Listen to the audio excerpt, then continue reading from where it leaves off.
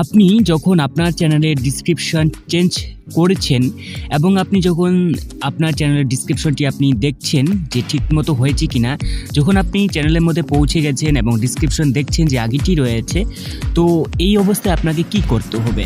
তো ভেরি সিম্পলভাবে আপনাকে এই ভিডিওটি প্রথম থেকে শেষ অবধি থাকতে হবে এবং আপনি যদি সাবস্ক্রাইব করে না থাকেন তাহলে সাবস্ক্রাইব করার সাথে অল নোটিফিকেশন অন করে রাখবেন এরকমই সেটিং সম্পর্কীয় নানা রকমের সমস্যা থেকে সমাধান পেতে। তো এই ছিল আমার যে ডিসক্রিপশন, এই ডিসক্রিপশনটি আপনি দেখতেই পাচ্ছেন। তো এখানে এই ডিসক্রিপশনটি আমি সেভ করে নেব। এরপর এখান থেকে বেরিয়ে আসার পর আমার যে চ্যানেল রয়েছে সেই চ্যানেলটি সার্চ করে নেব এবং দেখে নেব যে ডিসক্রিপশনটি ঠিকঠাক মতো হয়েছে কিনা। তো এইখানেই রয়ে গেল ফান্ডা যে আমি ডিসক্রিপশনটি লিখে নিয়েছি, সেই ডিসক্রিপশন কিন্তু এখানে সই করছে না।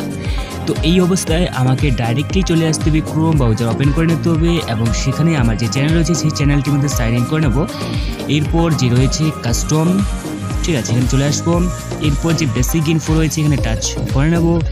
এরপর স্ক্রল করে নিচের দিকে আসবো এবং এখানে রয়েছে চ্যানেল ডিসক্রিপশন। এই ডিসক্রিপশনটি সব কিছুই ঠিকঠাক রয়েছে কিন্তু শো করছে না।